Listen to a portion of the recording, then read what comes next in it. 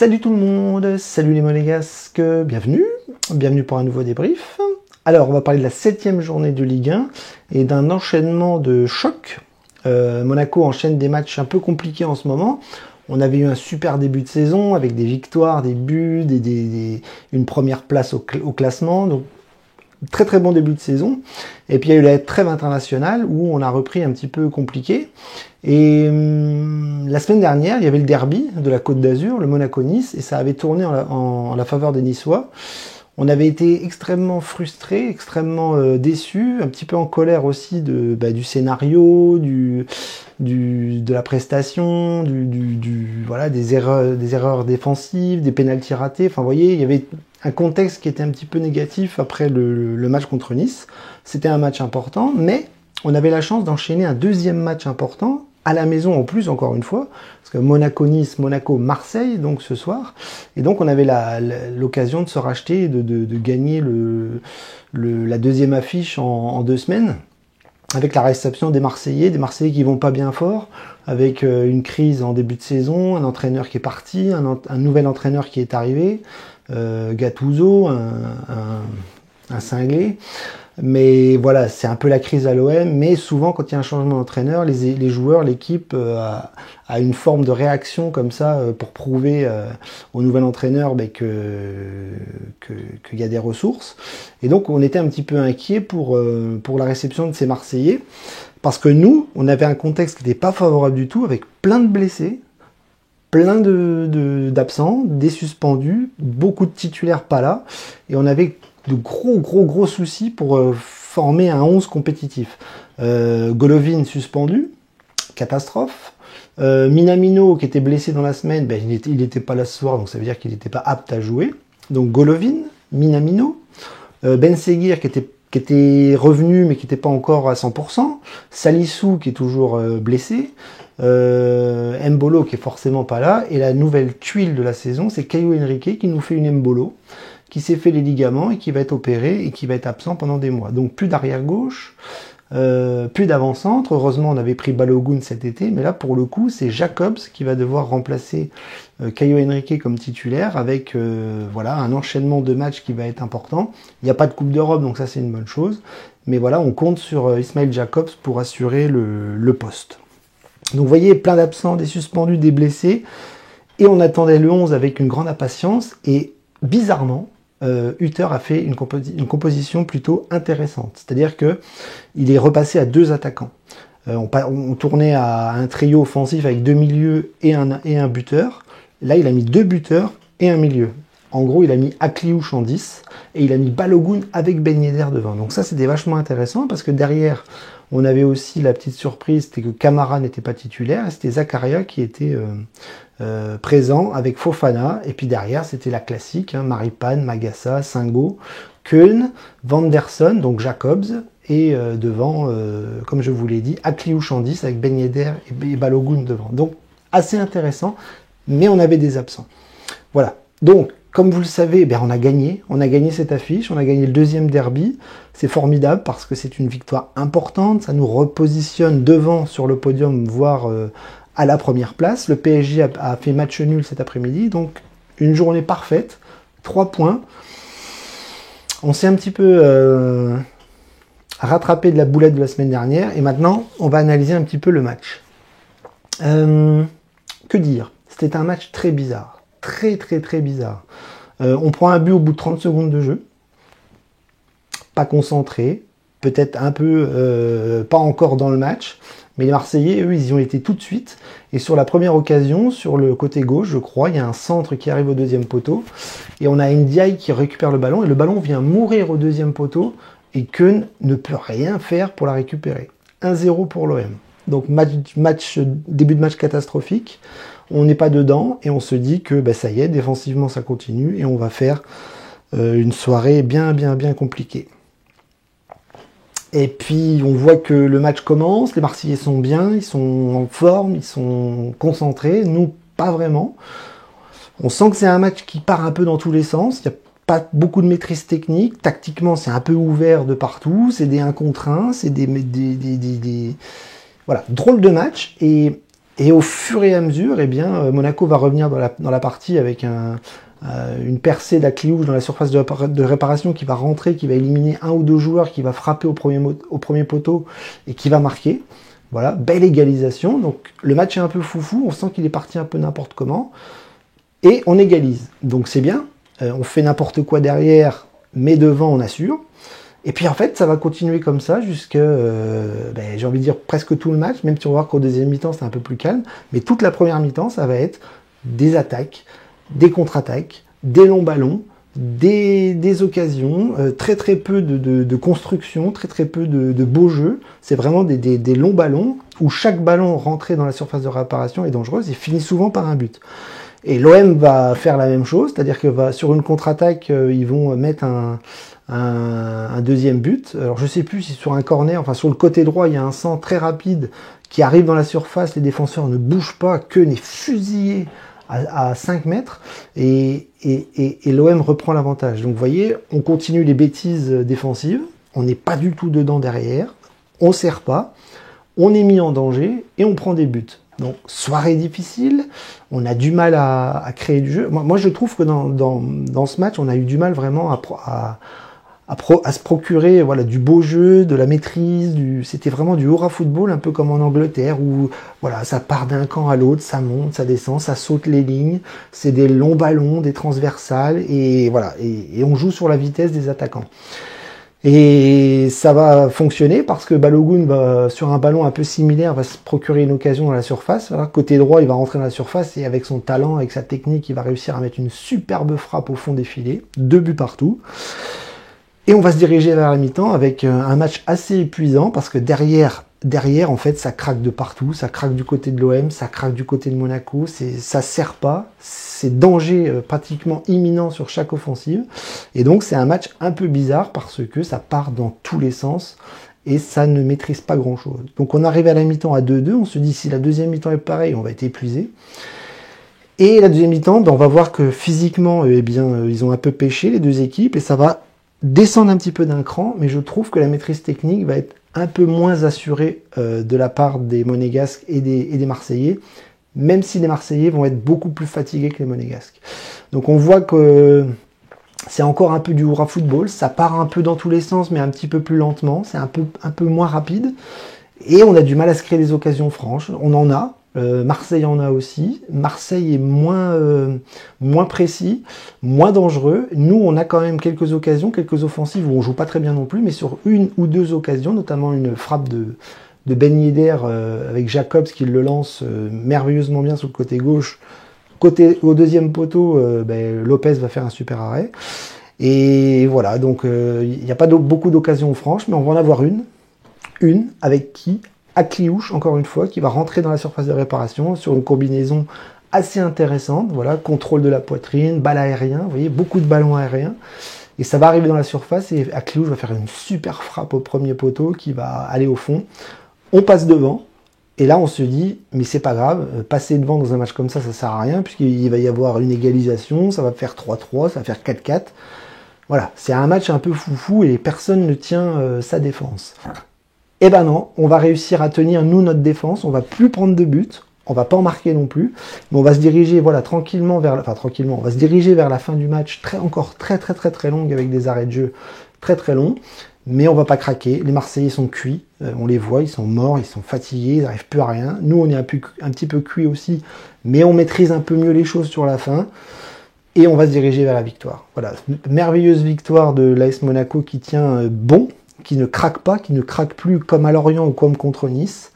Et la fête est belle parce que l'année dernière, je vous rappelle qu'on avait perdu sur le fil contre les Marseillais. Et là, de regagner ce genre de match, ça fait un bien fou pour le classement, pour le moral, pour les absents, parce qu'il y a vraiment beaucoup d'absents. Et donc, majoritairement, nous les supporters, on est super satisfaits de la victoire parce que c'était vraiment un match à gagner. On l'a fait. Et maintenant, on peut penser à la suite tranquillement. Voilà, donc si on devait analyser un petit peu les joueurs, je trouve que défensivement, en gros, ça a été compliqué. Maripane, Magassa en fin de match, qui a fait 2 boulettes qui auraient pu nous coûter un but sur les dernières secondes.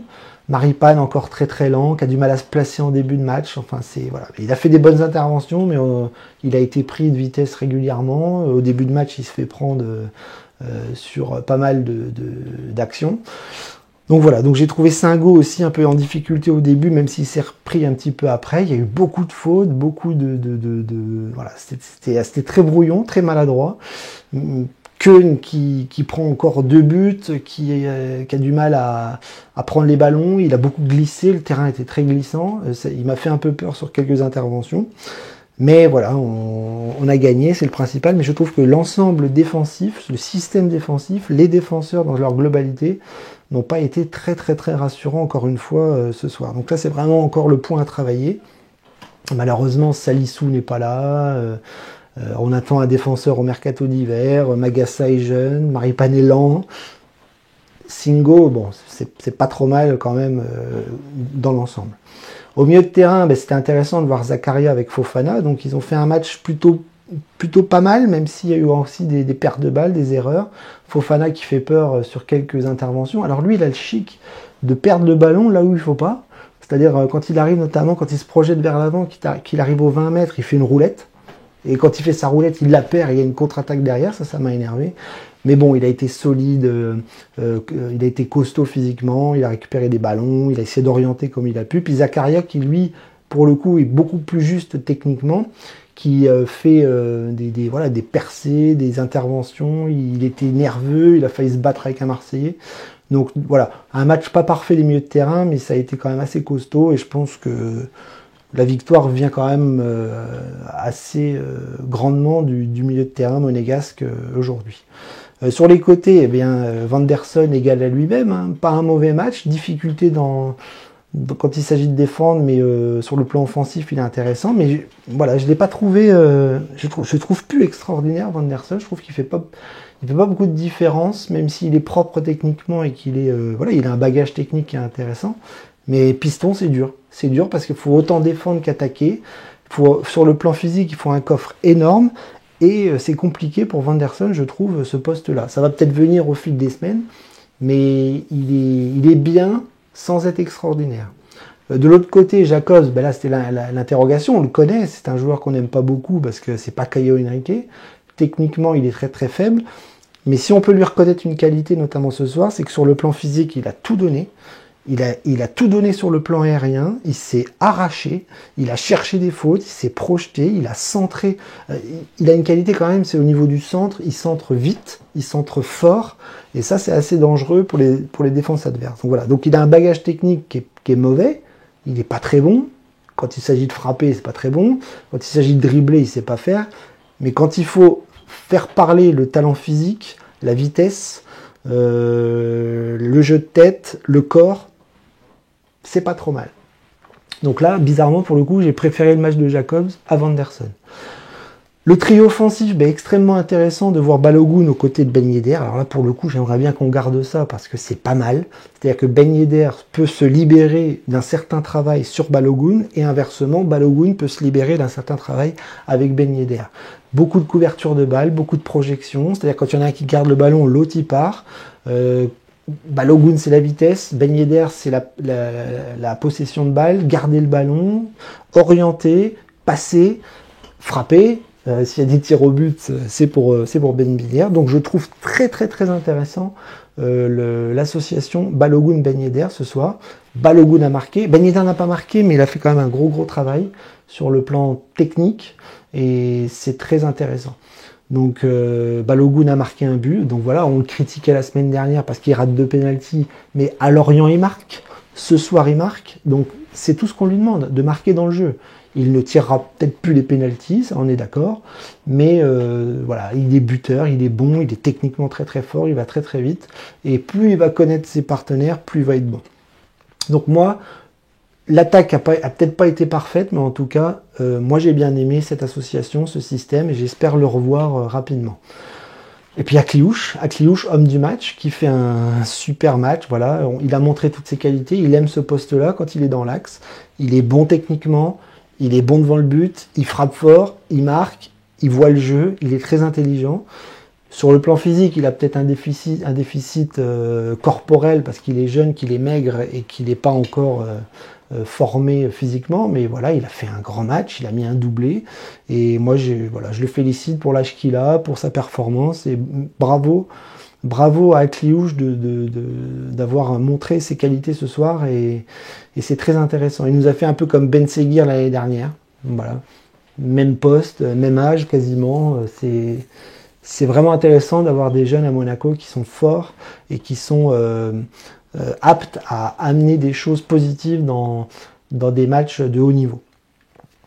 Au niveau des remplaçants, pas grand chose à dire. Diatta a pas fait une mauvaise rentrée sur le côté gauche, il est rentré piston gauche. J'ai trouvé qu'il a bien su garder le ballon, faire des bonnes passes, se projeter intelligemment. Mais voilà, pas une immense rentrée, mais pas maladroit. Matazo, pas terrible, une rentrée où il prend un jaune. On prend beaucoup de jaunes, malheureusement. Fofana en a pris, Zakaria en a pris, mais Matazo en a pris. Voilà, on fait beaucoup de fautes, mais bon, ça va avec notre jeu aussi. Donc voilà, des remplaçants, voilà, Boadou qui fait pas une très bonne rentrée quand il s'agit de contre-attaquer et de passer le ballon. Donc Boadou, Diatta, Matazo, qui est rentré aussi, je ne sais plus. Je ne sais plus. Mais en tout cas, voilà, pas de grande rentrée magique, mais en tout cas, ce qu'on retiendra ce soir, c'est Akliouche et Balogun qui marquent les 3 buts. Et on retiendra quand même le mental de l'équipe qui a su revenir après avoir été mené 2 fois. Maintenant, on retiendra aussi le côté négatif, c'est que de prendre autant de buts et d'avoir autant d'errements défensifs, peut-être que c'est le style de Adolf Hutter qui veut se projeter beaucoup attaquer, presser haut, marquer des buts, du spectacle, etc. Mais il faut pas oublier derrière. Derrière, on peut pas prendre autant de buts. Ça marchera pas souvent. Le fait de revenir à chaque fois, on l'a vu à Nantes, on l'a vu à Clermont, on l'a vu ce soir. Il faut vraiment serrer défensivement parce qu'on va souffrir contre des équipes sur lesquelles on n'arrivera pas à marquer. Voilà, bon, enfin bref, voilà, on va arrêter l'analyse du match. Moi, ce que je retiens, c'est une formidable victoire ce soir, une victoire symbolique, une victoire importante, une victoire qui donne le moral, qui met du baume au cœur dans les vestiaires, j'imagine, avec les joueurs. Il y a des absents, il y a des blessés qui ne reviendront pas tout de suite. Il va falloir faire avec ce qui nous reste, mais en tout cas, je pense qu'il y a un socle solide, un entraîneur intelligent. Et on voit que même si ça sera pas parfait toute la saison, eh bien, on arrive quand même à performer depuis le début de saison. C'est notre 4e victoire, je crois. Et voilà, on a fait 7 matchs. On a marqué beaucoup de buts. On en a pris aussi. On est premier du championnat ce soir. Donc pour l'instant, j'ai envie de dire tout va bien. Le derby de la semaine dernière est oublié. Maintenant, on pense à Reims, parce que la semaine prochaine, ça va être une équipe pas facile. On y va. Là, on joue plus à domicile, on va à l'extérieur. On va aller jouer à Reims. Reims qui est très en forme, qui est très bon, qui est très costaud. Et il va falloir être, nous aussi, très très costaud pour ramener quelque chose de là-bas. Voilà. Donc, je vous laisse. Je vous dis à la semaine prochaine pour le débrief contre Reims. Et puis, savourez bien cette victoire, parce qu'une victoire marseillaise, c'est important. C'est chez nous, il y avait des supporters, ça a été la fête. Je pense qu'on va voir des interviews, des photos, des anecdotes. En tout cas, voilà, tout le monde est content. On a retrouvé le sourire, on a retrouvé la victoire et on n'attend qu'une chose, c'est d'enchaîner avec une victoire à Reims. Blague et Mounigou, à la semaine prochaine et puis profitez bien.